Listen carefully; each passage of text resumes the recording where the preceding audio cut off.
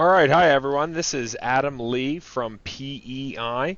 It is 2 o'clock, so we are going to get started. I know some of you have other people that plan on joining, but we will admit them as they drop into the lobby. First, I wanted to thank everyone for joining us for PEI's Skype for Business webinar. This will be a deeper look at voice in the cloud architecture. The purpose of this webinar is really to educate those interested in learning more about Skype for Business voice, specifically that of voice in the cloud. And obviously, anyone that's searching for a new phone system within their organization, this Skype for Business with voice in the cloud makes it much more realistic for companies of all sizes, not just enterprise anymore. For those not familiar with PEI, we are an IT consulting group out of Boulder, Colorado. We have over 7,000 successful IT projects executed and over 28 years of experience. We are one of Microsoft's foremost Skype for Business launch partners in the United States. That's something that we are extremely proud of. For today, your webinar host our presenter will be Jacob Eker. He is PEI's VP of Engineering, and he's a top Microsoft vTSP in the Rocky Mountain region.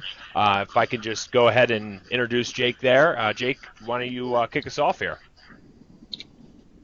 Sounds good. Thanks for introducing me.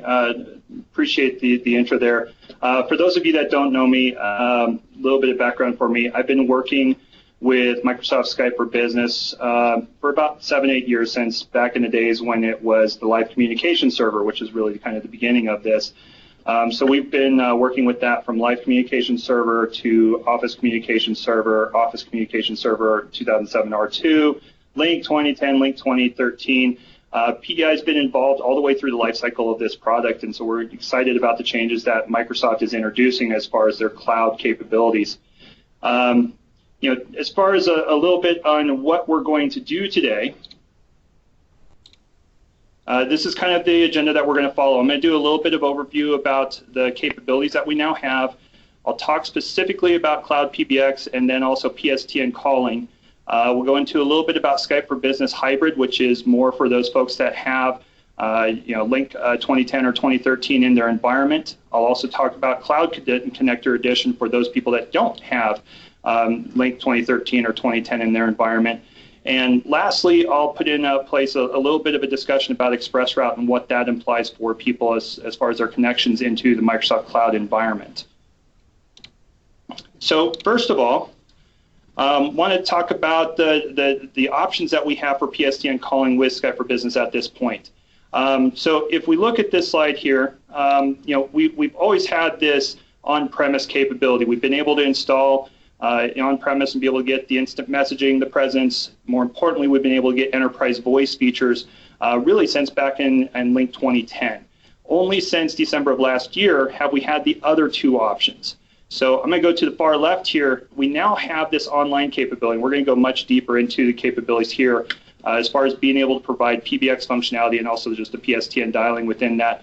I'll talk a little bit more about the two scenarios that we have for hybrid, both if you have Link or Skype for Business on-premise, and also if you have some other phone system that you wanted to integrate into that. So we'll go a little bit more into detail there. Starting out first, though, with the online features, and really there's two components that tie in the online features. The first one is Cloud PBX. Cloud PBX really is replacing what we would traditionally put on-premise. It allows us to have the call controls. It allows us to distinguish numbers for individuals. It allows us to build our hunt groups and our auto attendants and all the back-end functionality that a phone system provides. Well, the difference now is that Microsoft is providing that within Office 365. So we're able to get all that functionality within the cloud services, and it's a pretty easy implementation and they're pretty easy to administer. So I'll be able to show you that a little bit and further. So all the end user call features are going to be included within that, all the abilities for that. This is now available, which is an important piece.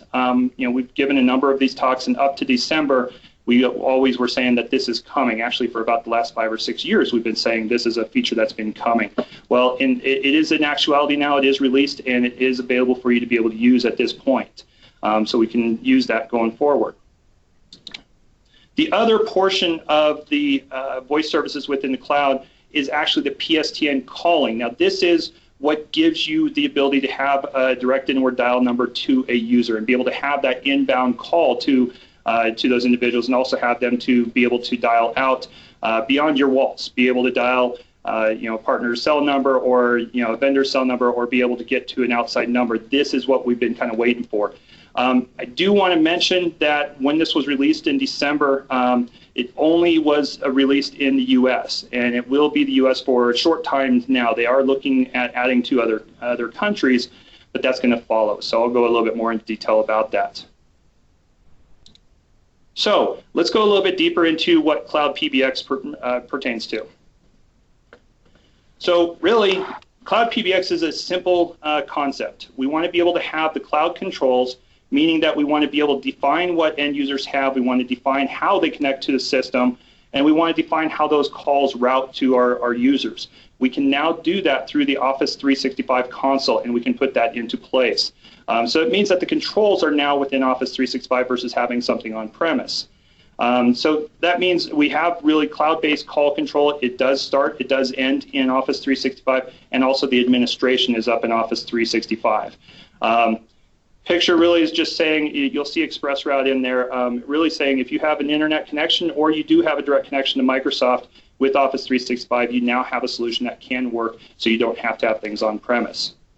Now, when Microsoft first introduced this, the features that they provided, they wanted to make this as full-featured as possible, so they tried to get most all of the capabilities that PBX is going to need for users to be able to use the phone system. So we got the call hold, we got the call transfers, the call forwarding. And as you see by the list here, Microsoft did a pretty good job for their first release. Did they get everything? No, they definitely did not. You'll notice up here that hunt groups are missing out of the list. You'll notice that auto attendants are missing out of the list as well. And one that I'll go a little bit further into is the concept of call center functionality. So first of all, I want to say this feature list is constantly changing. It's changing almost on a daily basis. As Microsoft adds a new feature, they can bring it back in and allow it to be available to people because it is cloud-based. So that's a function that we've been waiting eagerly for. Now, a couple things that I wanted to mention. First of all, they're going to have a major uplift within the voice services coming this month. So by the end of this month, we should have hunt group capability. We should have auto attendant capability. The other big one, which everybody's been waiting for since about 2011, is we're going to have a new Mac client that's coming out. Now that Mac client is probably going to be the best Skype for Business client that's out there, even better than the Windows client, better than any client, because it's fully built from the ground up. It's brand new. They realized that they needed to have a much better experience on the Macs than what they are providing right now. So that as well is supposed to come out in May to be available for us. It's in preview right now, but we should be seeing that coming out shortly. The other piece that you don't see in here, and you're kind of used to seeing as most, if you look at Cisco or you look at Avaya or ShoreTel, each of them have call center functionality that's built into the phone system. Now, Microsoft elected long before the cloud services to go a different route with that. Microsoft has a very good partner network that's out there, and that means that they're allowing that call center functionality to be provided by that partner community. Right now, there's about 14 different options for call center functionality. So therefore, you can choose which call center meets your needs the best, whether you want one that's web-based or you want a fat client, or you just want call recording, or you want shadow capabilities, you want queuing. The options are there, and it's just finding the one that best meets your needs and being able to put that in place. So I don't want you thinking that call center functionality is not important, or it's not something that Microsoft missed. It was actually a conscious decision by Microsoft to not put call center functionality in there, to be able to give that functionality through the variety of partners that are out there. So let's go ahead and move on from there. So PSTN interfaces within Cloud PBX. First thing to remember is that all of this is cloud-based, which means that Microsoft has turned itself into a phone company. They are providing phone numbers. You can actually port over to Microsoft, and they can provide those services, which means that your call controls and your call capabilities are coming directly from the cloud. You do not have to have something on premise to be able to terminate that voice service and be able to bring that in. You can simply have that come through Microsoft. Now, The other half of the people on the call here are saying, well, what about me? I have an existing contract with Intellipeer or Level 3 or whomever you may have connections with. That's okay. We can still utilize those, and you can still utilize the cloud-based services. One of the pieces we'll go into is the hybrid capabilities. So essentially, Microsoft is providing options. If you want to move your phone services to the cloud and you don't have an existing contract, great, then you can move that to the cloud. If you want to use your on-premise capabilities, you can still do that, and you can still use either your legacy PBX or your Skype for Business on-premise. So those capabilities are there, and you can choose which one's going to be the best fit for you. So I mentioned a little bit about hybrid. In my mind, there's two kinds of hybrids that exist. The first is if you have Skype for Business if you have Skype for Business installed on-premise, or you have Link 2013, you can actually tie that together with Office 365, and therefore you can move users back and forth between the two platforms. It may be that you have a large roaming user base, and so those users you want to have on Skype for Business online, your Office users are going to stay on premise and they're going to stay there. So you can split your users between that. In fact, that's what it's using. It's using split domain functionality between Office 365 and Skype for Business Online, and also your on-premise. So it gives you that capability. So users are split between on-premise and the cloud-based services. Office 365 users can communicate with everyone on-premise. That's an important fact. Even though you're doing split domain, you're still one organization. You still have a full address book. You're still able to see everybody that's in the cloud or on-premise, wherever you're at. So it gives you that capability. Now, as I mentioned before, the hybrid capability also gives us the ability to tie into our existing PSTN connectivity. So if we have a legacy PBX that we're tying into, or if we have Skype for Business Online, it allows us to be able to use those connections that we have. And if we have a 2 or 3 year contract that we just simply can't get out of, that's fine. We can still use that voice capability, and we can still assign that to users even if they're in the cloud. So again, it gives us a lot of capabilities. Now, being that this is cloud-based, there are some changes as to what clients we do have access to. The rich client, the desktop client, the soft client that most everybody is used to with Link 2013 or Skype for Business is still supported. It's not going to be a problem within that. You're able to use that whether you're on-prem or whether you're in Office 365. As I mentioned, the Mac client, right now you can still use the 2011 Mac client, and that will work with Office 365 or on-prem. The Mac client, the new one, should be coming out here shortly, and that obviously is going to be able to be used with both platforms as well. Mobile clients are still very much the same. We have support for iOS, we have support for Android, we have support for Windows, and it really kind of goes in that order as far as who gets the features. But all of those clients are going to be able to be used with either on-premise or cloud-based solutions. Where we get a little bit more restrictive is the actual handsets that we use, the phones that we use. If you see that list there, much more restrictive than what we have with an on-premise installation. Specifically, we're tied down to Polycom, the CX600, CX3000. We also have all of the newer VVX phones that can be used with Skype for Business Online.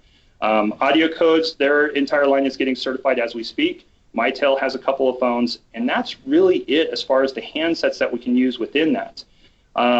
Now, going back to the rich client, we can use any headsets that are Windows compatible or Link certified. We can use any speakerphones that are certified within that as well. So you have the wide range of those products that are still able to be used.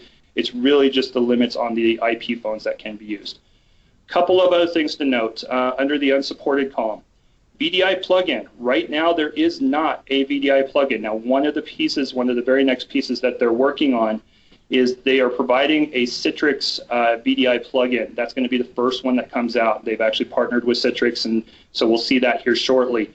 I am expecting that that's going to translate from Citrix over to VMware. For those of you that are using Horizon View, we should see a VDI plugin within that.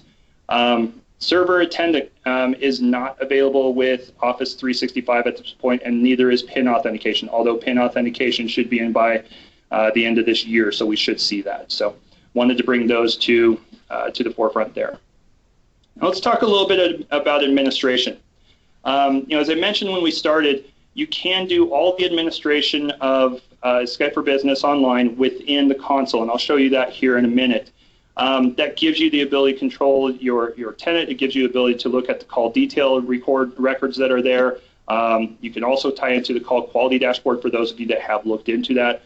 Basically, the call detail record goes in pretty good depth, but the call quality dashboard goes into huge manner of depths as far as how much bandwidth is being utilized, what the SIP signal is, all the different details that go within that. So all of that's going to be available within the console. You also have the capability, if you notice on the right, you can PowerShell. So for those of you that have large organizations and you want to move people en masse, PowerShell really is your friend. PowerShell is something that we can use to migrate an entire organization in a matter of minutes. You can change directory information. You can see the telephone inventory. So, as far as PowerShell, if you've gotten used to it on your on-prem, it's not a very hard thing to extend that over to being able to use within Office 365 and to be able to do the same functionality within there. So you do have the cloud-based control through your favorite browser. You do have the PowerShell commands from your desktop as well. Couple other pieces, again, I'll go through within the web-based console. You have multiple emergency numbers that you can assign within there, and unassigned number handling as well, so you can handle that. One other piece to talk about, if you do have ExpressRoute, you can put in place deterministic networking and deterministic routing. If you do not have ExpressRoute and you're just going across the internet, you're based on what the internet can provide you. So keep that in mind when you're looking at the connections there. All right, so what I'm going to do here is I'm going to bring over my console really quick since it talked about administration and show you what it looks like. So I'm just bringing up a standard Office 365 admin console. If you look down here on the left-hand side, we have specific admin for Skype for Business. So I'm going to go ahead and open this up here.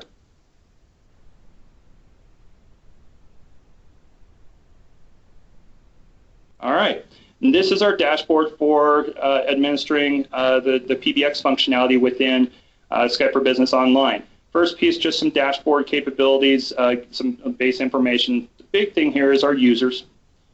And of course, my session timed out.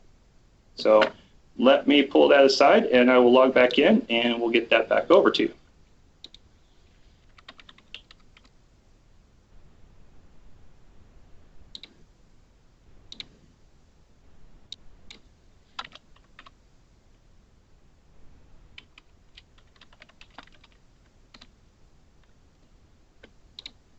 It's always a fun part of demos. Everything times out when you want it to work properly.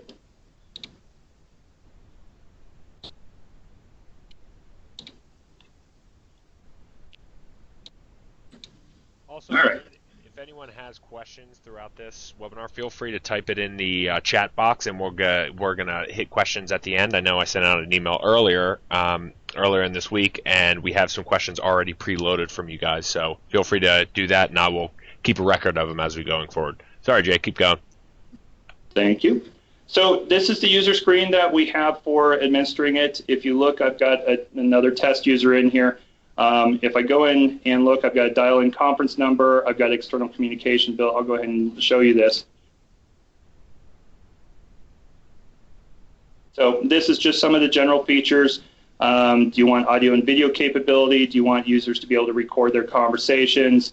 Do you want to turn on the non-archive capabilities? External communications, are we allowing people to federate outside of Skype for Business, beyond our borders and going out to other people?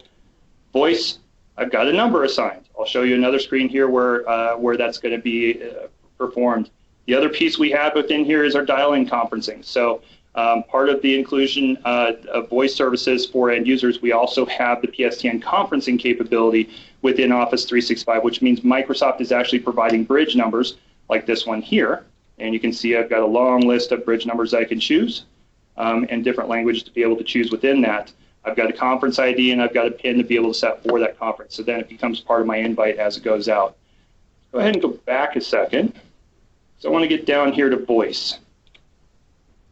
So phone numbers. I'll talk a little bit further about this, but you have the phone numbers within Office 365. You can have Microsoft provide new numbers for you, or you can also port your numbers over. We'll talk a little bit further about that as we move along here.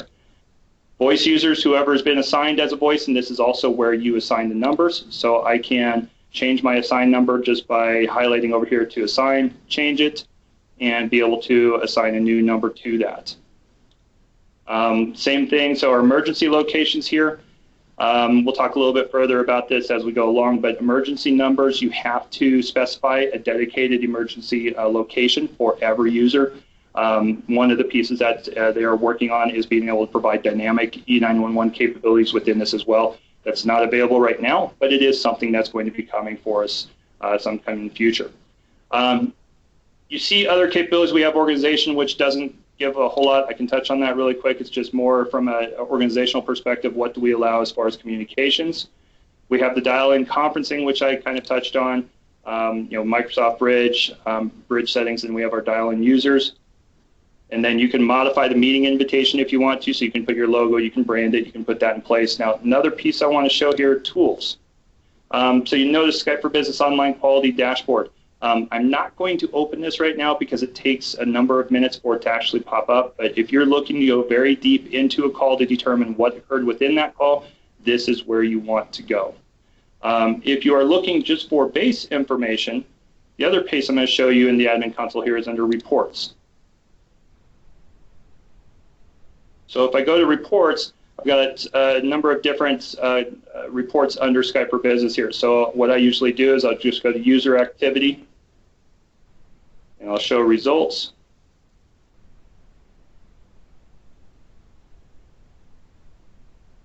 Behaving nice and slow. So you see activity that's in here. Granted, it's not much because this is a test tenant that we have out there. But you're able to get the idea that you can get a number of information, or not number of information. You can get a lot of information from this to be able to see what's actually going on. You see the PSTN usage, active users, etc. So you've got a number of ways to actually see what's occurring within your environment based on the Skype for Business reports, but also using the call quality dashboard within that. All right. So moving on a little bit. Voicemail, big concern for everybody going to the cloud, what happens to the voicemail capabilities. Voicemail is provided within Office 365. It's actually provided by the Exchange Online services. So Exchange Online services is providing the unified messaging functionality. Voicemails do show up in the inbox. They show up there as a message, so they're stored there in the mailbox store. They are stored as a medium that you can play. They also get voice-to-text translation, so you can actually search on them. I do suggest everybody be careful about the voice-to-text, depending on people's inflection in their voice, nationalities, whatever else. You may get some interesting voicemails, but it is a very helpful and useful tool. You can also annotate those voicemail messages if you want to add some notes and add some capabilities. You can provide for personalized greetings within there.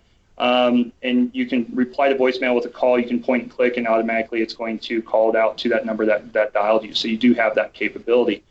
I do want to mention also that there is a number of languages that are supported within voicemail. It does not, even though the voice calling capability is only in the US right now, there are 23 supported languages. So you can enable the languages per user and be able to provide that out, so you provide that functionality. So I talked a little bit about conferencing and the fact that we do have PSTN conferencing through Office 365. I wanted to drive home a couple of other points within there. First of all, to be able to use the PSTN conferencing, everybody has, or the users have to be homed in Office 365. I can't have a situation where somebody on premise where they're using PSTN calling to allow. So that part does not go through. I do have PSTN dial in and dial out capability. So I have that functionality now as of December. You do get the presence and the meeting indicators within that. We have 45 countries that we can use for dial-in locations. So that list I showed you a little bit ago, actually 45 countries and different languages within those countries. So some countries will show up twice, some as English, some as, say, German. So you have a number of capabilities within that.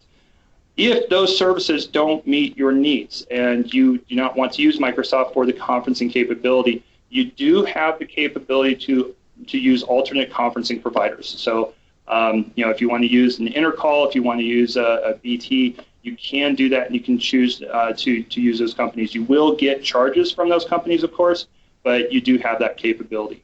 So I want to bring that through. So let's talk a little bit about where is all this stuff available at. So Cloud PBX and on-premise PSTN connectivity, that is available worldwide. So you do have the Cloud PBX functionality anywhere in the world. The big piece within there is tied with the PSTN Calling. So if you are coupling the Cloud PBX with PSTN Calling, then it is only available in the United States right now. I can say that the next one that's going to be on place is the United Kingdom. So they are the next group that's slated to be able to get this capability, so you should see that service coming in shortly. Now, the reason that Cloud PBX, again, is available worldwide is because we can tie that to our on-premise, and we can use our on-premise PSTN connectivity. PSTN conferencing, you can see the countries that are there that provide the conferencing capability at this point. And then also the alternate conference providers, those are worldwide depending on the partner that you want to use. So Intercall has pretty wide path, BT has pretty wide path, they can use those, and you can get the services out of that. So you'll have that functionality within there. All right, so that's it with Cloud PBX. Let's go ahead and go into PSTN Calling. So PSTN Calling, Microsoft is actually, like I said, they have actually become a telephone company. They are able to host those numbers. They're able to be the endpoint for those DIDs that they assign. So you're able to do that and be able to provide that through. Microsoft is working to provide other countries and other capabilities so they can add additional numbers. And they're going to continue to expand that and continue to grow that as this service continues to grow itself.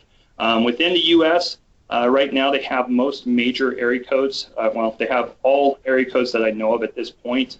They don't have all cities listed per se. Like in Colorado, they have Pueblo, Grand Junction, and Fort Collins that are listed within there. So they're working to get all the major area codes first for across the United States, and they're working to get all major cities within the United States as well. As far as countries, like I said, the UK is going to be the next group that comes in, and they will follow that same path, and they'll be expanding that out to other countries as we go along.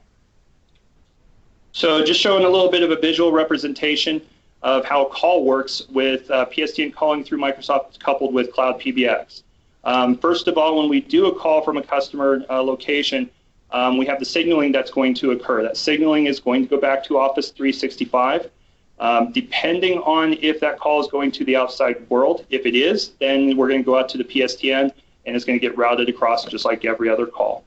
If it's an internal call or if you are connected to somebody across a WAN line, then where you see the media line here, this media will only occur if it's a PSTN call. If Skype for Business has a more direct path, then it's going to take that. Meaning, if I'm trying to do a call to somebody in the next office over, that's going to go across my LAN environment. After that signaling gets in place, that call is going to be direct to that end user. So Skype for Business always tries to take the most direct path it can and tries to eliminate as much of that traffic as we can. So we're not using Office 365 to send all signaling and all media. The media in this case would only go across if we're going out to PSTN.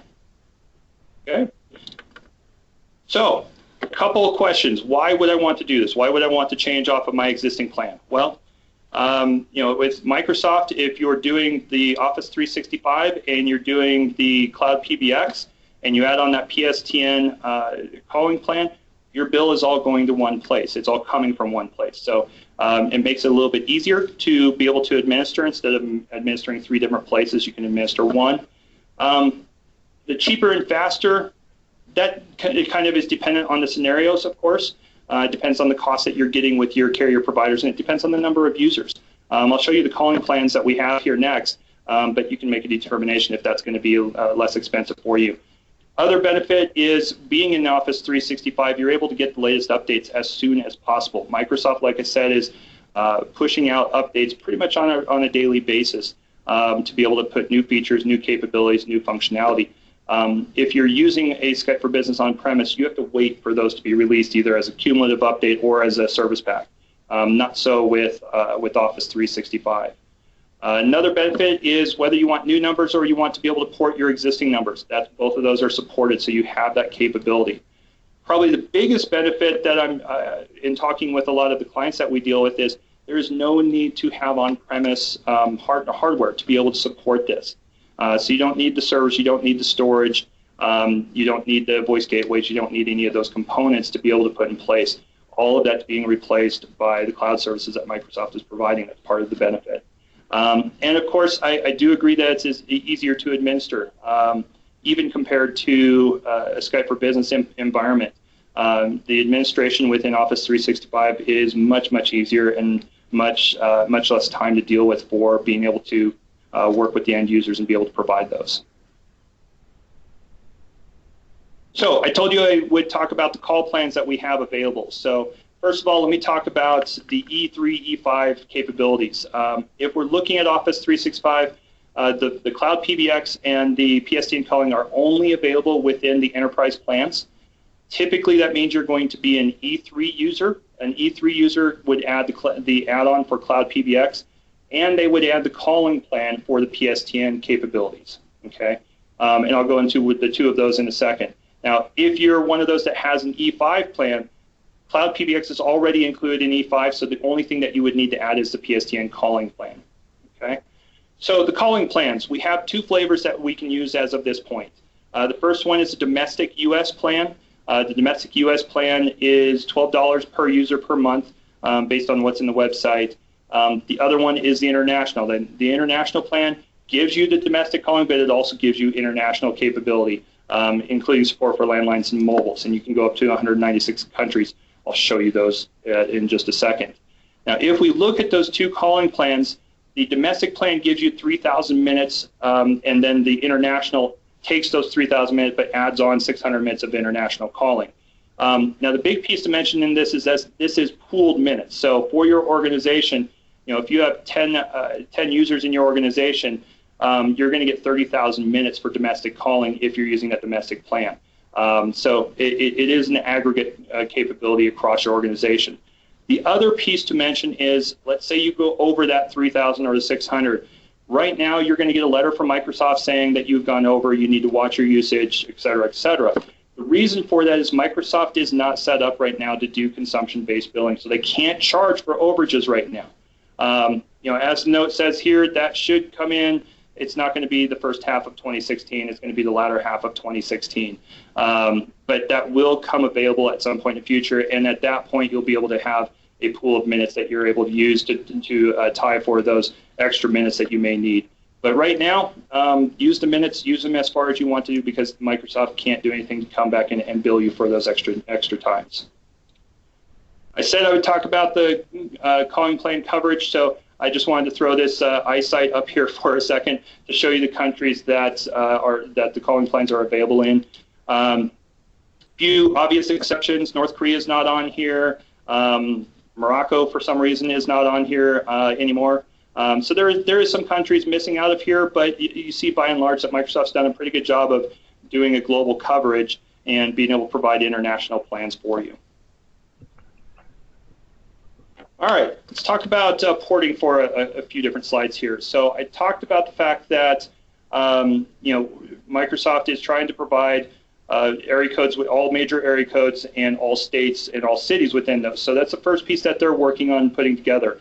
The nice part about the numbers, especially if you're looking at new numbers, you can add them to your plan. You do not have to be one for one. So that means that I'm able to add an entire DID block for, say, 303 or a 720 area code. I'm able to add an entire block, even though I may only have 10 users, I'm able to add 20 users. Therefore, I can account for growth, and I can keep that same DID block and be able to use that. I don't have to have every number assigned to an individual. So it gives you some leeway to be able to do that and give you some room to be able to grow with. So like I said, they're available for area codes in the 50 states right now, and they're going to be expanding that. Now, the other part is the porting. Like I said, we can port existing phone numbers over to Skype for Business. So we have that functionality, and I'm going to move to the next slide here, kind of show you the process that we go through within porting. So if we have less than 100 numbers and we have a single BTN, the big piece within this is Microsoft is able to complete those orders really within 7 business days, and I've seen it as low as 3 business days. Now, anybody that's done a porting knows that's almost a feat of magic, and I guess that's the ability that Microsoft is able to bring into this. Requirement is you do have to have a single BTN, single address, single losing carrier. You also have to have one of your bills to be able to fill in the information to be able to provide that. You can do that directly within the admin center that I was just showing you.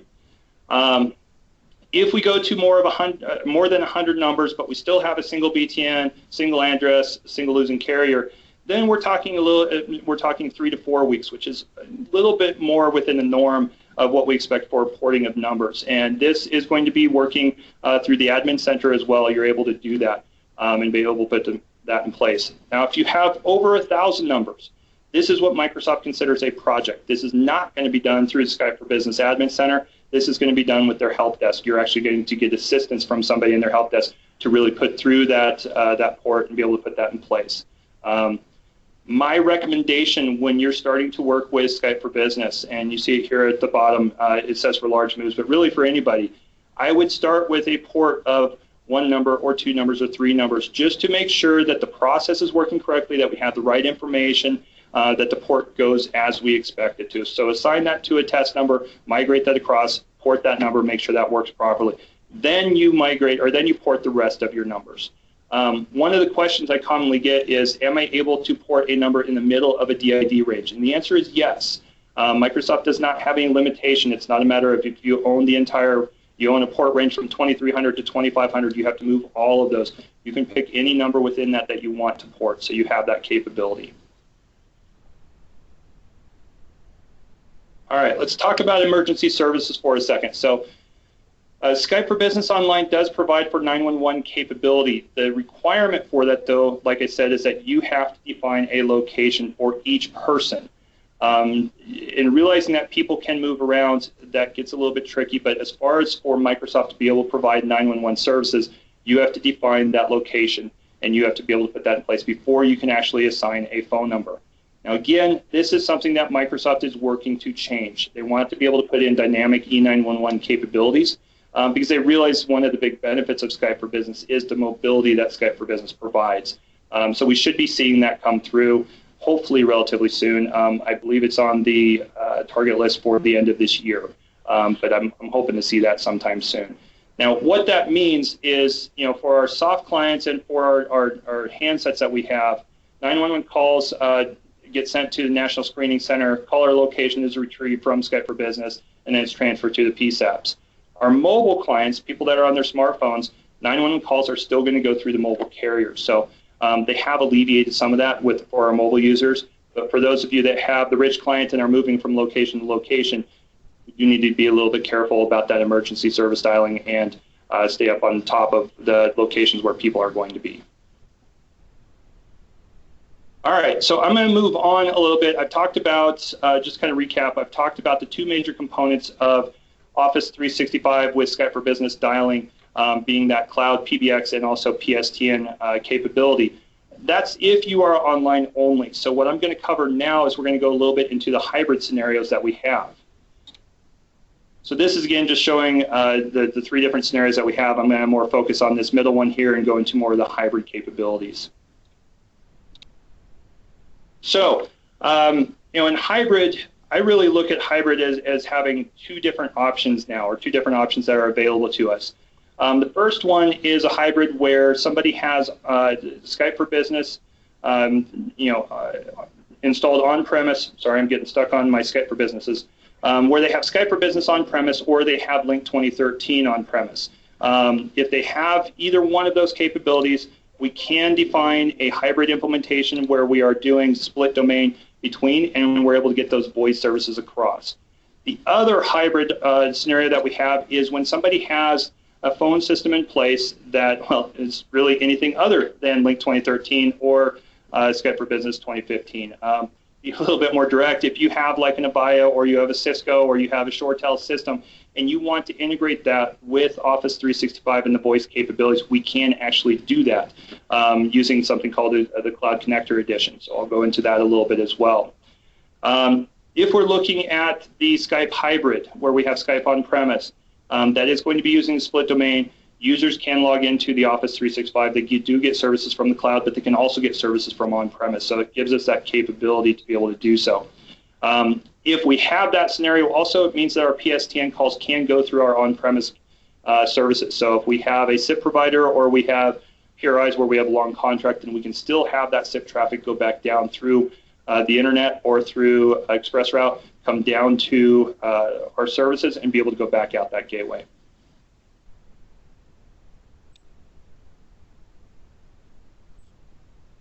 All right. Advantages here for being able to do a hybrid implementation. First of all, if we have existing communications, which I've already mentioned, then we're able to keep those contracts in place. We're not having to cancel those and move those across. Probably the biggest advantage of doing the hybrid scenario is the ability for migration. It gives us a very easy path to be able to migrate people to Office 365 because I can move users literally one at a time.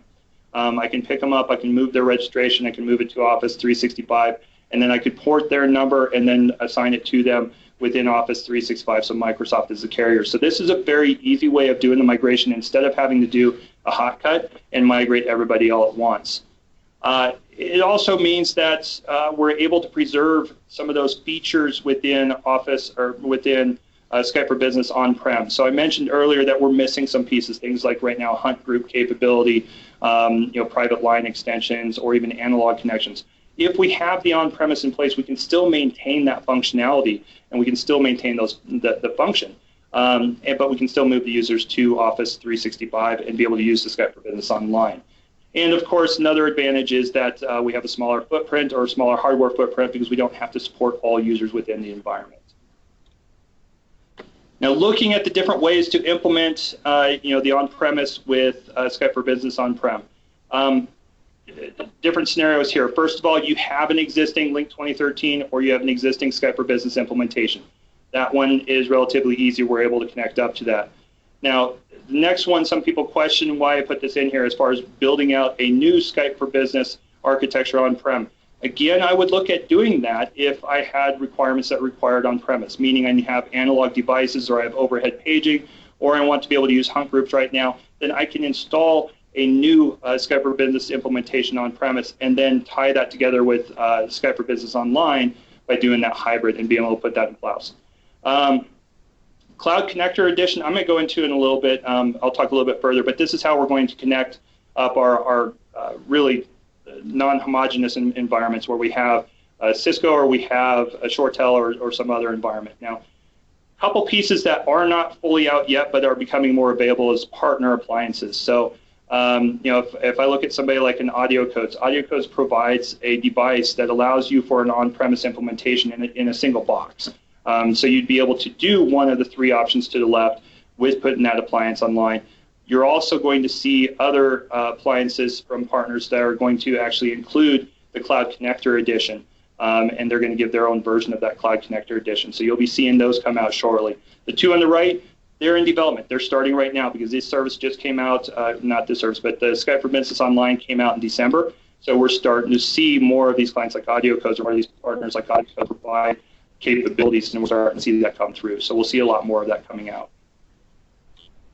So I told you I'd talk about the Cloud Connector Edition. First, I'm a little excited to talk about this because this is brand new. Cloud Connector Edition was released really last month, and it's something that people have been clamoring for quite a while. Again, the scenario here is that we have a ShoreTel and a via Cisco phone system. We want to be able to integrate that with Skype for Business in the cloud. So a couple things. What Cloud Connector Edition really is it's a minimal architecture for Skype for Business that you put in your environment. It is not tied to your Active Directory. It's not built into it. So it's completely separate, but it provides it provides a proxy between your existing phone system and Skype for Business Online.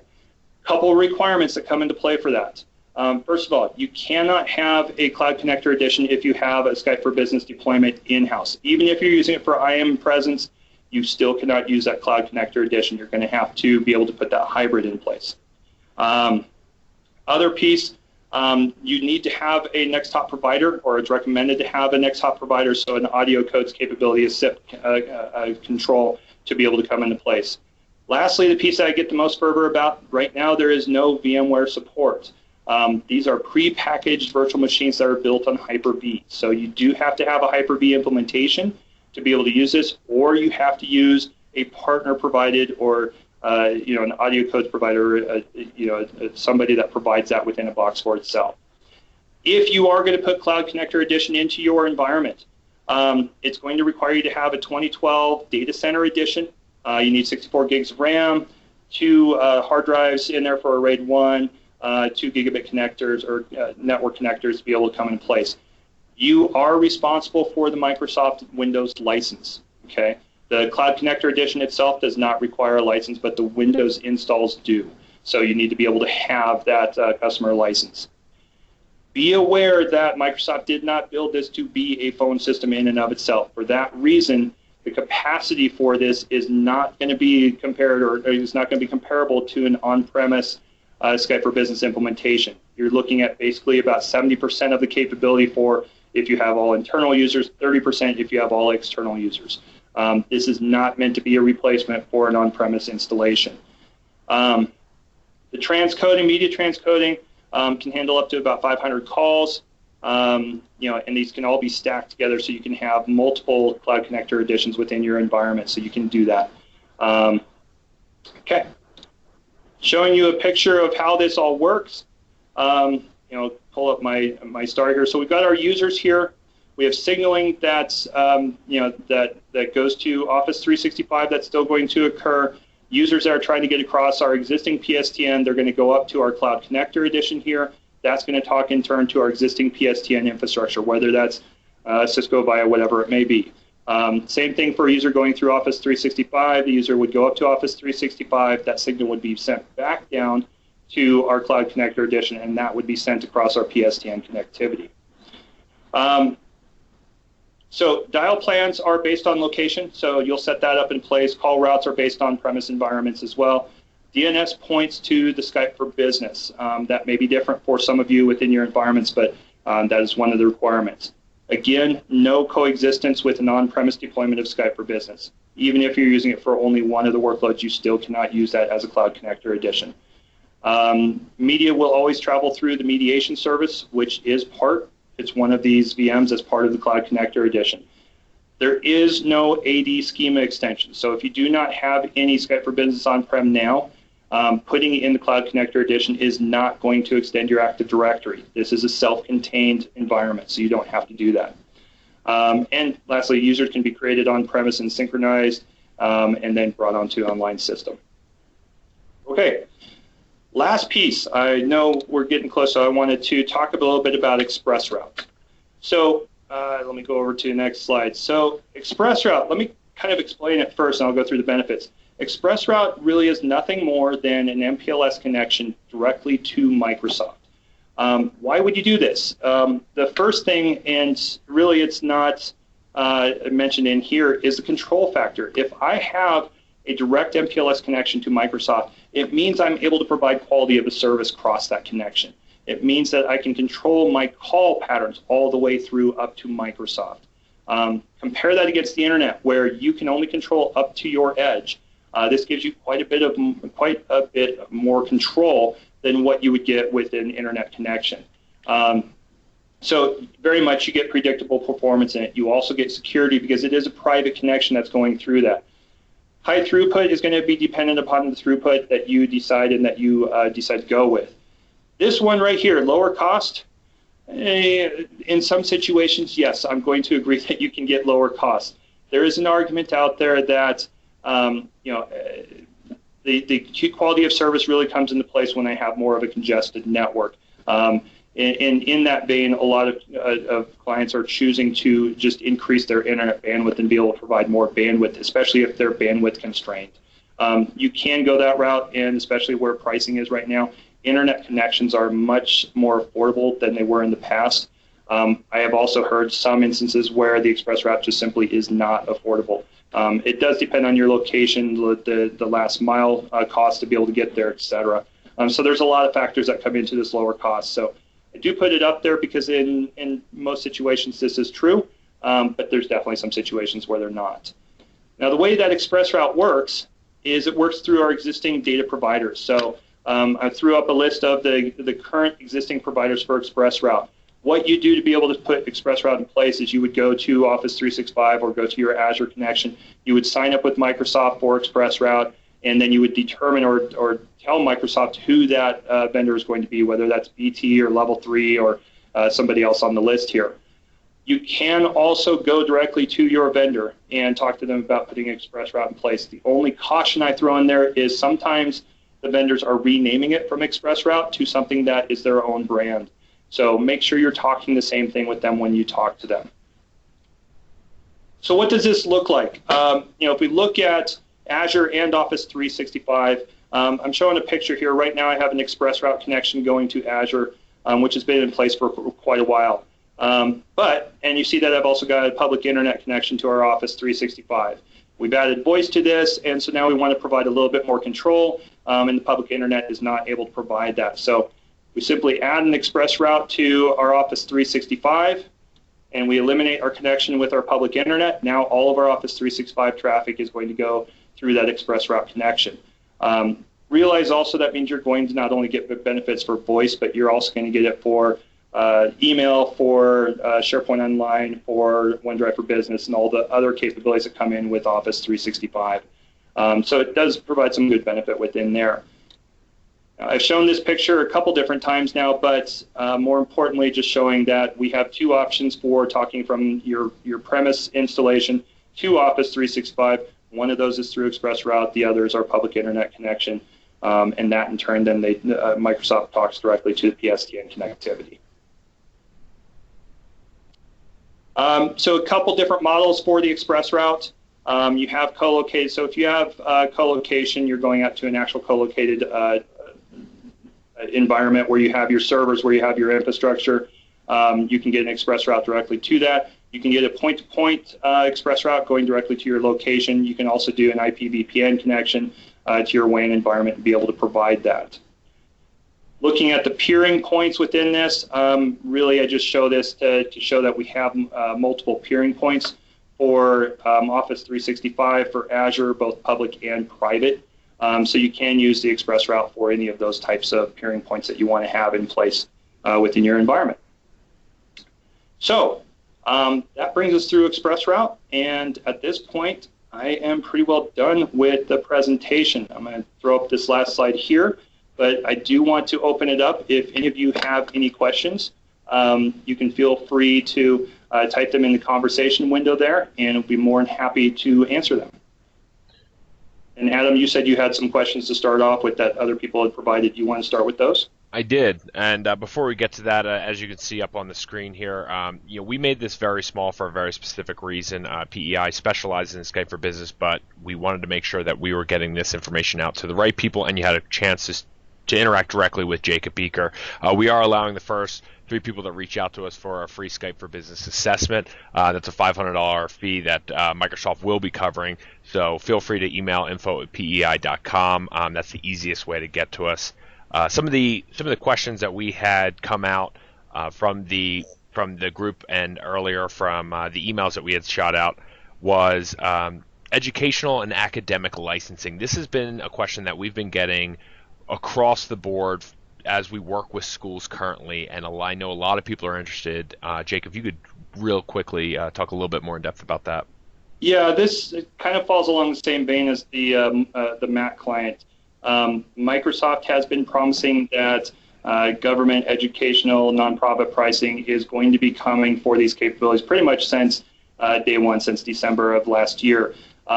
They do have it on the roadmap to get it in place before the end of the year. So I'm hoping that it's going to come out sooner rather than later. I'm still waiting on an actual date, and probably they won't tell us the actual date until they actually determine what that is. But we understand that people are looking for this. We've been talking to a number of different groups who really are waiting for this and have been waiting for a very long time. We're hoping that Microsoft provides this sometime soon. Awesome. One of the others that we have seen a little bit in terms of people that are interested, and Jake, you discussed this a little bit, but I was hoping you could elaborate. Skype for Business being a replacement or augmentation of capabilities with your existing phone system. I know a lot of people are interested in that, and you spoke a little bit about it. Could you kind of go a little bit more in depth with it? Sure. The short of it is that yes and yes. Skype for Business Online can be a replacement for your phone system. You can absolutely integrate with your existing phone system, whether that be an existing Skype for Business on-premise or whether it be some other phone system that you may have in place. really the decision comes down to what are the features that you need and what are the capabilities that you want to have. If Skype for Business Online is able to provide those, then absolutely it can be a replacement for it. And we've helped a number of different groups already move over to Skype for Business Online, so it can provide that functionality. But if you run into features that Skype for Business Online does not provide, then yes, you're either going to wait until those features are there, or you can tie in with an existing architecture that you already have. Again, the big piece, Microsoft is trying to provide options. They have the capabilities within the cloud. The capabilities are pretty well known. For those that are not, then use your on-premise capabilities. Awesome. Also, Jake, one of the other ones that I find to be one of the biggest questions that we see is now with voice in the cloud, what is one of the things, we've seen in the past with Link and Skype for Business going on-prem, it wasn't, or the size, it didn't make sense for everyone. But now with voice in the cloud, it kind of goes to other sets of groups. Could you talk a little bit about size of organizations and how the voice in the cloud has changed, how this makes sense for different sizes? Well, size is in many ways kind of a relative term. When we were looking for some of our smaller organizations that we work with, in many ways, putting a Link at that point or Skype for Business on-prem may not have made a lot of sense because of the cost involved in doing so and the number of systems that may have required to be able to put in place. So it didn't make a whole lot of sense to be able to do that. Now with those smaller clients, putting Skype for Business through the cloud can make a lot of sense because they're not having any hardware requirements on-prem. They're not able to, not needing to put that in place. They're not needing to put in place a connection with a SIP provider or whatever else. For the larger organizations, do I think that they're going to replace their existing phone system altogether? Probably not. For the larger organizations, I think they're still going to have some semblance of a phone system on premise. But what this does allow for them to have is for those branch offices or for someplace that's a little bit more remote, it may allow them to use that Skype for Business service within the cloud to be able to provide the functionality and be able to provide us the capability. So it gives us, again, additional options, pieces that were kind of missing out of our capabilities before. So it gives us that functionality. Perfect. This next one's from Neil. In the hybrid scenario, can the SIP domain be the same as on-prem and cloud-based users, or would each need to be distinct domains? They do not. So you can use the same SIP domain across both the on-prem and the cloud base. That's part of the ability of the split domain capability. You're able to actually bridge that gap. And so for us, we're able to have PEI.com, which is our domain name, and our SIP domain. We're able to have that split between on-premise and also Office 365. Okay. And the next one's coming from Mark. Do you know if a third-party integrations are in the works? Previous Ring Central user and had nice integration with third parties along with fax abilities, which they enjoyed as an all-in-one option. So partnerships are definitely coming down the road. We're seeing different ones. Well, the example that you gave, the fax capability, we're seeing examples with companies that are saying they're going to bring that to market. They're going to bring that capability in place. Same thing for call center functionality. We're seeing that capability come into place. So we are seeing different partner options that are going to be becoming available to be able to tie in with Skype for Business Online. So we'll be seeing those come out as their companies allow. Awesome. Well, it looks like that is all we have for questions, Jake, and you hit time right on the nose. So we wanted to thank everyone for coming out. And again, if you guys are interested in a free Skype for Business assessment, feel free to reach out. The first 3 people that reach out to us, we are going to give away for free. Jacob, thank you very much for your time, and we'll be reaching out and making this this webinar has been recorded, and we will shoot you over the recording here in a few days, so you can feel free to share it and watch it with anyone in your organization. Great. Awesome. Thank you very much. Hey, everybody. Appreciate your time today.